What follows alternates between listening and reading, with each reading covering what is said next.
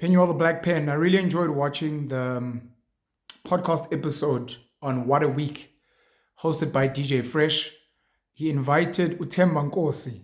Utemba Nkosi, popularly known as Euphonik or DJ Euphonik, who's become an international DJ and superstar essentially in his craft. I've been yearning to hear like uncensored, unfiltered thoughts and conversations between Euphonic and Fresh, particularly because they were sort of cancelled. There were rape allegations, I think sexual assault allegations. They were attacked on social media, in particular Twitter, by a lot of, especially female celebrities. So it was nice hearing them, just two boys, two mates chatting to each other about some of those things. What was fascinating for me was getting introduced to the mindset of Utemba Nkosi, Euphonic, how he moves, how he thinks. Says he was born Iligazi, outside Mbombela, in Mpumalanga, outside Nelspruit. He was born there. They moved when he was young to Davidson, which is a township in Eguruleni in the East Rand. I think it's Lase Davidson, Lase Benoni, sorry. And then they moved to Benoni. I don't know if I missed the part where he finished high school, etc., etc. But I remember there were rumors that he'd gone to King Edward School, one of my favorite schools in Johannesburg and in the country. I don't know if he went to KES or not. I didn't hear if he finished that part. Then he went to UJ. And while he was at UJ, he figured out this DJing thing. It kind of worked for him. And he says at some point while he was studying at UJ, he was making 70,000 Rand a month, which is ridiculous. Lapo, his school fees was 12,000 Rand a year. So he said he paid for his school fees for 2 years in advance at UJ. And then he was like, nah, I'm out. People that are working are not making the money that I'm making. He's become an international DJ. He's worked with DJ Fresh on O-Ship, which is a concept cruise where people come through, they perform, they invite other people to come and perform. It's a good time. He's been on radio. I think he was on YFM. He mentioned 5, if I'm not mistaken, 5FM as well. And then he quit at some point and he focused on his music. And now a lot of people have known him for being in property as well. Apparently he's quite big and doing quite well in the property game. I wrote some notes on some of the things that stood out for me from the conversation with Euphonik and Fresh.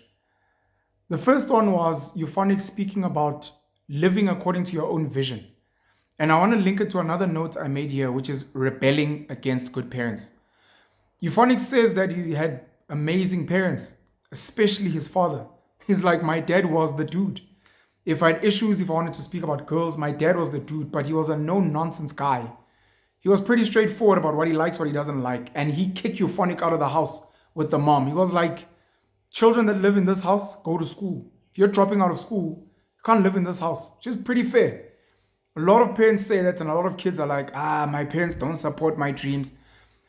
Parents, guardians, your employer, your boyfriend, girlfriend, they can never support a dream they cannot see and cannot understand. It is unfair for you to expect them to see what you're seeing. That's why it's your vision. Now, once you have a vision, it's up to you to show people the reality of that vision. Very close friend and brother of mine, Ukarabo Nsegi, matriculated with my brother at Newcastle High. He stayed with me at some point and he was trying to build a business. And he was studying electrical engineering. I think at TUT, if I'm not mistaken, Swan University of Technology. And he was saying, my parents don't understand. I need to get them to see my dream and my vision. And I was like, bro, at the time, luckily, I had some experience in business and hustling and psychology, which is more important. I told him, if you want your parents to buy into your dream, you need to sell it better to them. And I told him, you need to figure out what are the things your parents would need to see to believe that this thing that you believe in is legit. And I suggested at the time, come up with a company name, register a company, you can show your parents and show anyone else who you want to buy into this dream. Show them that you've registered the company, there's a company name. Go and print mugs with your company name on it and maybe even your name. Go print mugs and go give them to your family members. Same way if you work for a big corporate, you'll get mugs, you'll get diaries. Print diaries. Get them printed on the front with your company name. And maybe you as the CEO and what the company does. and hand those diaries and those mugs to your family members and your friends and your partner. Go print corporate jackets. Buy a nice unbranded jacket. Go to someone who can embroider or print. Put your company name on there. Wear that everywhere you go. Wear that so that people are like, hey, and then what's this? You're like, oh, this is my company. And then where possible, go and speak to newspapers, see if they can do interviews. Today we've got podcasts. Go and podcast. Go and jump on people's podcasts and speak about your business. Curate, even on your own social media, on LinkedIn, especially on LinkedIn, Facebook. Do write-ups once a week, once a month. This week we had a tough time at the Penwell show. One of the guys who was filming for us was not available. Our editing was an issue. Q and Yenzi had to cross nights on Saturday just to get the episode out. Make it a real thing. Have people around your parents, around your partners speak about, oh my gosh, I just saw the latest post that your boyfriend, your girlfriend has just hired a new employee, or that apparently the car broke down, that you guys have just ordered new laptops, or I saw the new merch, the new gear that your company or your person's company is ordered. So rebelling against good parents. Euphonik spoke about his dad, and his dad seemed like a really great guy. He passed on, unfortunately.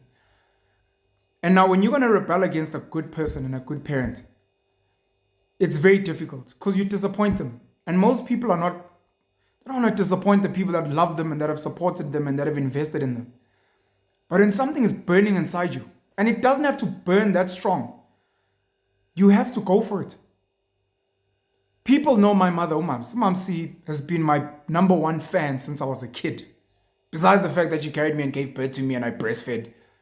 She's been my biggest fan of everything I did. She came to my rugby games. She came to my choir performances. She came to my academic prize givings, cultural prize givings, sports prize givings. She gave me pocket money. If you had to pay any money for choir traveling, for rugby traveling, she was there, boy. Number one. When I got to varsity and I was studying accounting to become a CA, I started having dreams of being in business. Speak a lot about Robert Kiyosaki, Rich Dad, Poor Dad. Speak about Aliko Dangote. Speak about Bill Gates. Speak about Mark Zuckerberg. I'd speak about all these world billionaires. And I started studying wealthy people in South Africa, on the African continent. I'd speak about money, the cash flow quadrant. I'd speak about make good debt and bad debt, minding your own business, building business systems. And I told her I had a dream of making 100 million. And my mom looked at me dead in the eyes and she's like, you're building castles in the air. It's never going to work. It crushed me. Like this person who's loved me, supported me was like, you're living a fantasy world. Now I could have been like, you know what? She's older, she's wiser. It's my mom. I mean, she loves me. So this is coming from a good place. Let me actually park this shit. But I was burning inside. And maybe the lesson from Euphonik, from myself is, guys, if you have a dream, it is your dream.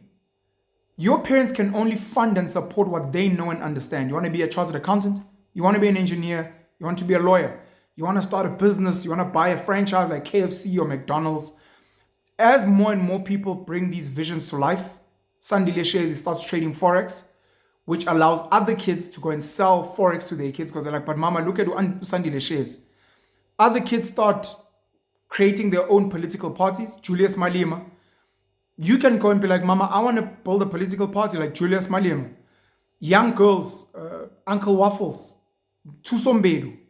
Trevor Noah as a stand-up comedian. Skumba as a stand-up comedian. David Cow. It's like, I want to be like that guy because look, that thing that you said is just a pipe dream. There's Nasty C signing to Def Jam and he's doing it. You were like, le hip hop here, le rap. We studio say. There it is. And if there's no one for that, like what is podcasting? Oh mom, look at the Penwell show. Look at DJ Spoo. Look at Mac G. Like if there isn't someone who's doing the thing that you dream of, or no one successful, or no one within your circle, you then have to make it a reality. And like I said, there's those touch points. Like go to your gig, take pictures, take videos, show your fans screaming, and make sure your parents see that. Get gear, post on social media and have a trend if you can, and be like, this is what I'm doing. I mean, something as small as you're DJing, you take your mom out for a meal, you buy your daddy's favorite bottle of liquor. Where's this money coming from? Oh, it's from that stupid DJing thing. You're like, I want to pay my sister's school fees this year from that stupid DJing thing.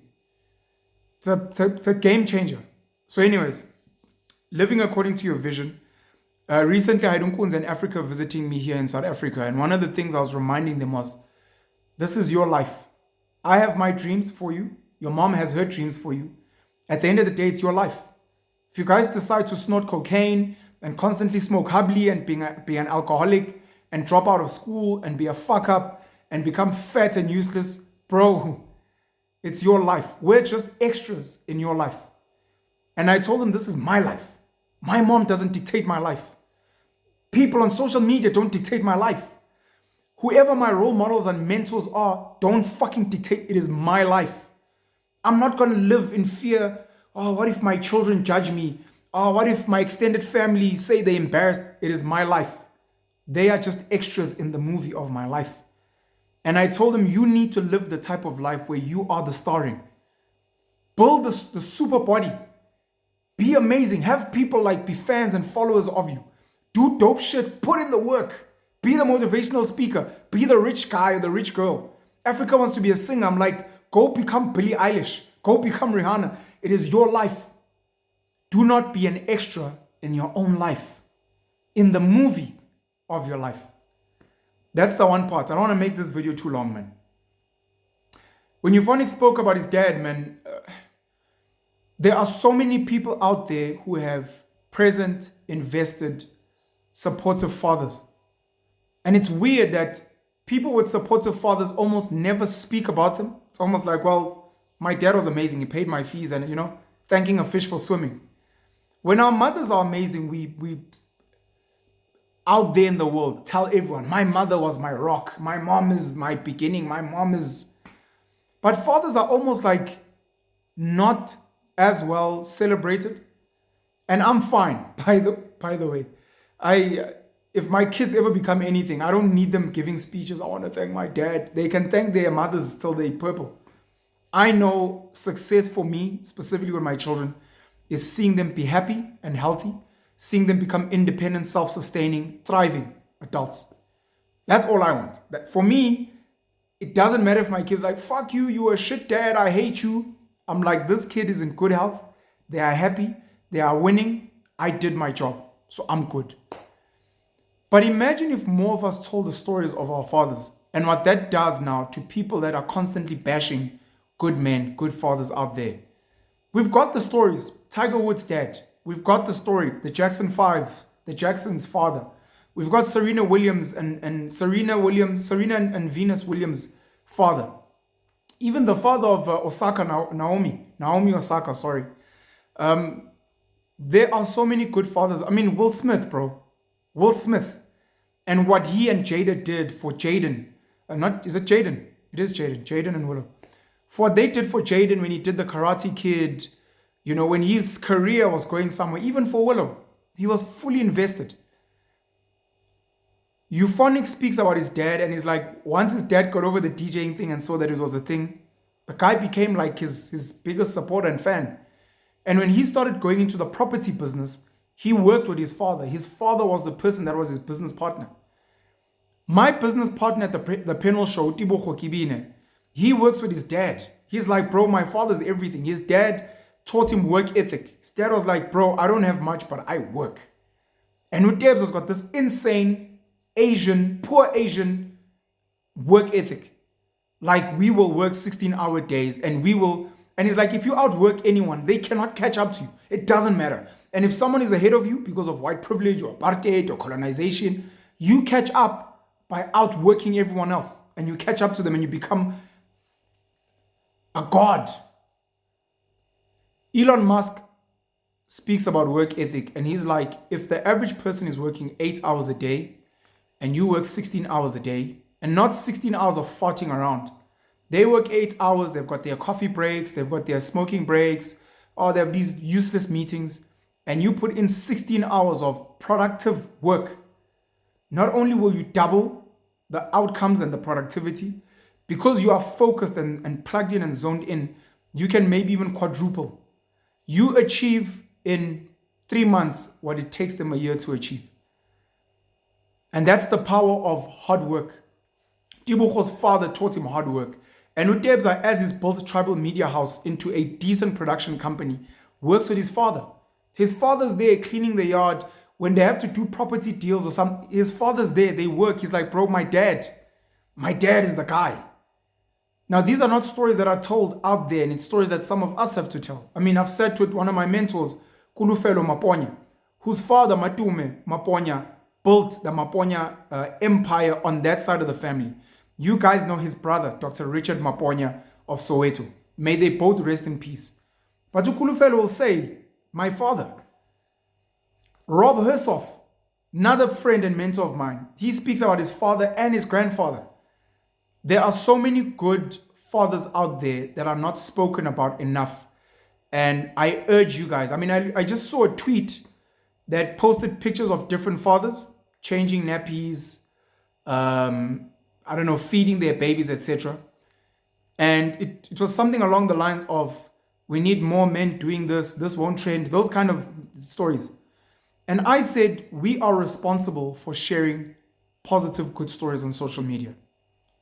You need to look at yourself, introspect, and be like, today, let's say, for example, you today liked 100 posts and retweeted 20. Of those 100 posts that you like, how many of them were positive, building, motivational, educational posts? To show that I am feeding the algorithm, myself, positivity. How many of those retweets were not gossip? Someone bashing someone else? Someone falling, someone's just lost their car, oh my gosh, this is so. How many of those retweets were actually of like educational, oh snap, this is how to budget, and it's actually building content? You need to introspect and be like, social media is vile, social media is negative, but what role do I play in making it vile and negative? Am I the one liking when people are fighting each other on social media? Am I the one posting memes, laughing at someone's failure? Or am I the person saying, look, you failed, keep it moving, keep going, we believe in you. Like, I'm so proud of you. This is a small setback. Keep it moving. Positive energy. So anyways, we need to speak more about good fathers, I think is what I wanted to say. Donald Trump was the last note that I put here, and the small $1 million loan that Donald Trump's dad gave him to start his property empire. For those of you who do not know Donald Trump and haven't read his books like The Art of the Deal, etc., Donald Trump's father was a multi-millionaire property mogul. So by the time Donald Trump came to build his super billion-dollar property portfolio, he was building on the foundation that his father set up for him. Not just the $1 million loan, but the education, the contacts, the networks, the experience. Having a good father, look, we speak about good moms all the time, but I'm specifically focusing on good fathers. And I want to thank Euphonik for giving shout outs to his dad. We need more people giving shout outs to their dads, good dads. Whether it's your biological father, whether it is your stepfather, whether it is your grandfather. Give a shout out and be like, bro, I just want to say thank you to this guy who's been paying my school fees, dropping me at school and picking me up, coming to watch my games and telling me that I need to improve here and then whatever. This guy who told me that I need to gym. You have to give props to good men who add value to your life. Spoke about traveling and moving, which I think is key. Trevor Noah said you will never regret spending money on traveling because the experiences, the exposure, the sensitivity, the empathy you get to people's cultures and beliefs, it gives you a different perspective on your life. And if for nothing else, just to give you gratitude that my life is pretty great. I get to fly, I get to travel, this year alone, I went to Seoul in South Korea, took my mom there for the first time. She was going overseas for the first time, which it's great for her. It's a reward for her. It's like, oh, my kids, the dividends are showing. For me, it is a blessing and a privilege to be able to do that for my mother. I got to do that for my mother, taking her to like her favorite country in the world, South Korea, because she loves K-pop and K-series, K-drama. Went to Seoul in South Korea, went to Hong Kong in China, went to Ningbo in China to go and see my kids, went via Beijing and Shenzhen, went to St. Petersburg in Russia to go and attend a forum, highly educational, heavily connected. Recently just went to Accra in Ghana to go and learn about small modular reactors for nuclear energy. I am blessed and I'm grateful. And I get to see poverty and wealth and how people live and how people move, and first world infrastructure and third world infrastructure, and brilliant, absolutely brilliant Japanese, Korean, Ghanaian, Congolese human beings that are doing amazing things. Then I get to be on the panel show and I sit with some of the greatest minds you guys have never met, that I've met, and that I'm trying to share with you guys. Sfiso Madondo, of course, Rob Hersoff, Vusi Tembekwayo, who's brilliant globally, Talipani Banks, Miranda Nchangase,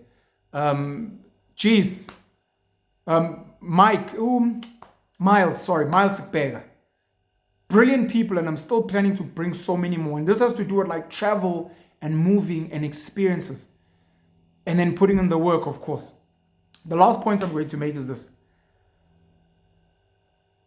2 points. Oh, no, I spoke about hard work.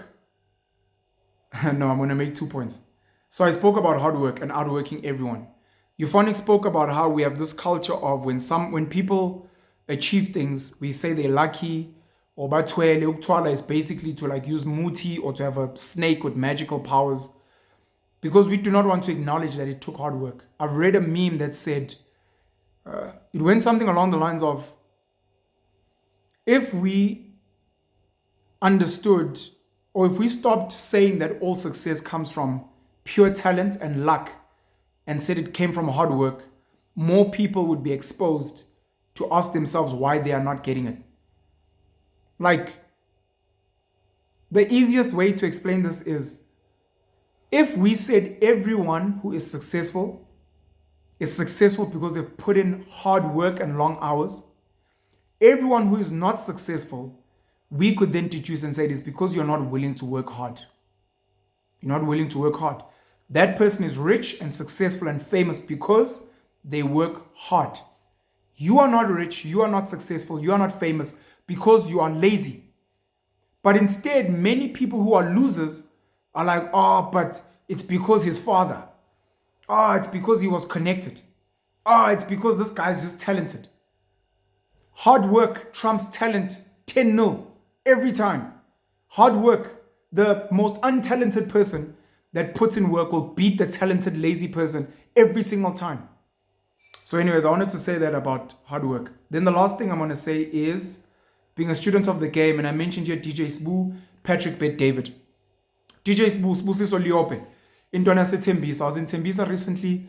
Ugyolandi Kota from Winnie's Tuck Shop. If you guys have never been, this is just unpaid advertising and marketing for Winnie's Tuck Shop in Tembisa. They sell one of the best kotas in Gauteng. Winnie's Tuck Shop in Tembisa. I think it's on Google Maps if you will check it out. I was in Tembisa recently, DJ Sbu. DJ Sbu has constantly reinvented himself. From being a radio DJ to being a TV presenter, from being a TV presenter to being a beverage company owner, from being a beverage company owner to running an online radio station, from that to podcasting, that to DJing. Like, he constantly reinvents himself. And when he gets into a space, he goes in and he learns and he becomes a student. He's been learning and teaching about cryptocurrencies recently with Great Chabesi. He's been learning a lot about podcasting and the podcasting industry. He's been learning about African spirituality and teaching about that. So DJ Sbu is a great example of what Euphonik speaks about, being a student of the game, and how the time he spent with Fresh, he was just asking all these questions. Everywhere he goes, he says to this day, you'll sit with a David Guetta, you'll sit with another top DJ, and you're just learning. Black coffee. You're just asking questions and constantly wanting to be better. Patrick Bet David is one of the biggest names in online content today, PBD. And if you look at the type of content he makes, he experiments with so many different types of content on his channel, Valuetainment. He's a student of the game. He's constantly asking, and he speaks about this on his platforms. Where's advertising money coming in? Who are our subscribers? Who is watching content? What's happening with the Joe Rogan Experience? What's happening with Andrew Tate? What's happening with Jordan Peterson? This is what's happening with mainstream media, CNN, Fox, etc. This is what's happening globally. These are the people that are trending. And he's constantly learning. I've been spending time with someone who's been mentored by Patrick Bet David, Bobby Petkoff, the founder and the owner of Mitmac Motors in Pretoria.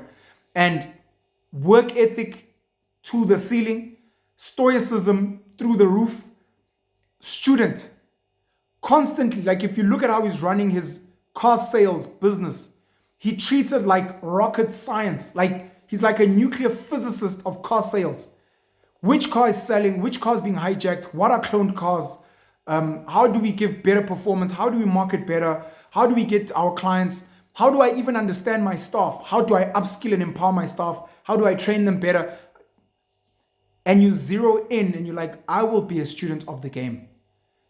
If you want to be successful in life, you must always, always, always be teachable. You have got one of the biggest names in South African radio, DJ Fresh, going all the way back down to podcasting with kids. Podcasting, starting with a YouTube channel, shooting content, interviewing people and watching it grow. Another radio legend, DJ Spoo, starting from the ground and podcasting and humbling themselves to learn what works, what doesn't work, and not being like, I'm not fucking gonna podcast. I mean, do you know who I am? Do you know who I am? You're like, bro, this is not your game.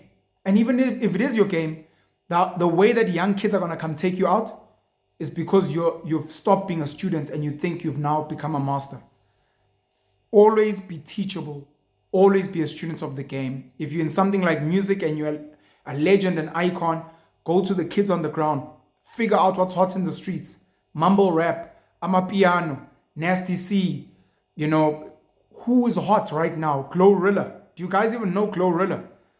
As an example, like, always try to be there. I appreciated Kanye West's Donda, where he featured Playboy Cardi, 5-Year Foreign, Roddy Rich, all this new talent.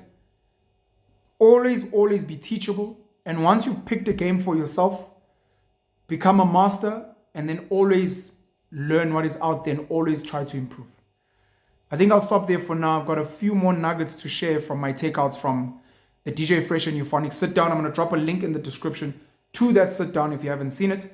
I'm going to because one of the things they discussed very heavy is the rape, sexual abuse allegations. And some of the things Euphonik said there really resonated with me. So I'm going to make a separate video for that.